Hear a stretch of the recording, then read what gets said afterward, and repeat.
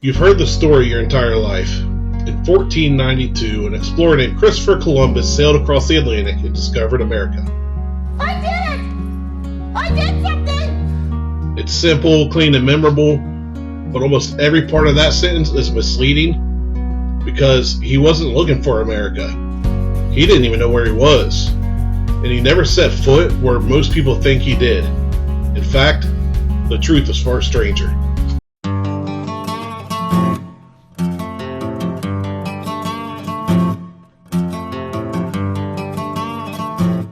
Columbus wasn't trying to prove that the earth was round because educated people back then already knew that. What he believed was just something else entirely. He just thought the earth was much smaller than it actually is. He studied maps and read ancient texts and convinced himself that Asia was much closer if he sailed west, close enough that a single voyage across the Atlantic could reach Japan or China. But there was just one problem. It's that he was wrong, and we know this. He was wildly wrong by thousands of miles. Experts in Portugal told him that, and they rejected his plan, so he went to Spain, where King Ferdinand and Queen Isabella finally agreed to take the risk, not because they were convinced, but because if he was right, the reward would be enormous. So in August of 1492, Columbus set sail. The ocean blue with 3 ships, the Nina, the Pinta, and the Santa Maria. Weeks passed and then months. There was no land, no signs of Asia, just endless ocean.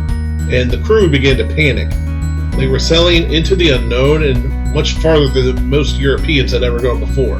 Some of the sailors whispered about turning back, and others feared they would never see home again. Columbus, however, he kept a secret. He was actually tracking 2 distances, one real one and a shorter version that he told the crew.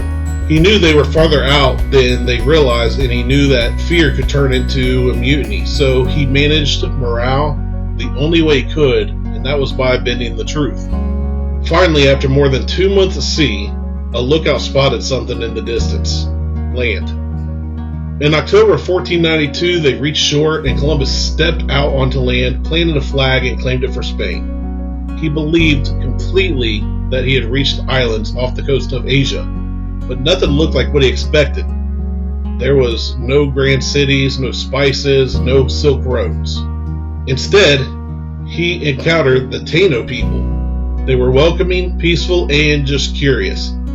They traded with the newcomers, showed him around the land, and Columbus immediately began to assess something completely different than what he planned on before, and that was gold.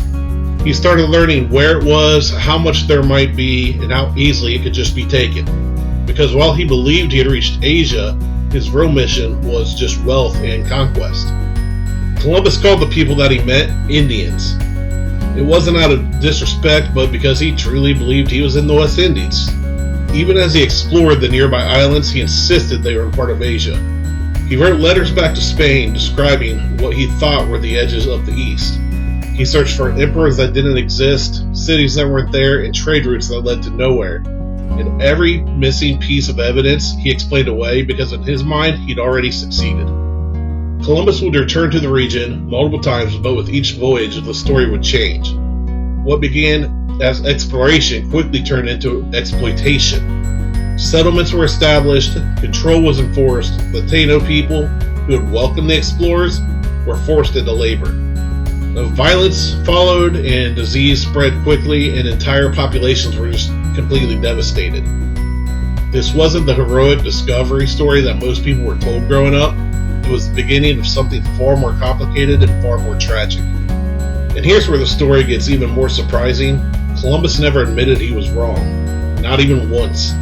Despite all the evidence, despite multiple voyages, he died believing he found a new route to Asia. He didn't think it was a new continent or a new world. He thought it was Asia. Over the years, history simplified the story and turned it into this clean narrative.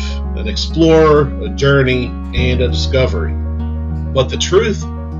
He actually miscalculated the size of the planet and misunderstood where he was. And he misnamed the people he encountered because of that.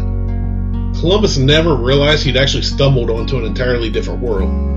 Not Asia, but something far bigger. So if not Asia, where did he actually land? Well, not in what we now call the United States. not anywhere even close to mainland North America. His first step into the New World was on an island called Guanahani, I think that's how it's pronounced. It's in an area of what we now know as the Bahamas, and that's the part that was omitted.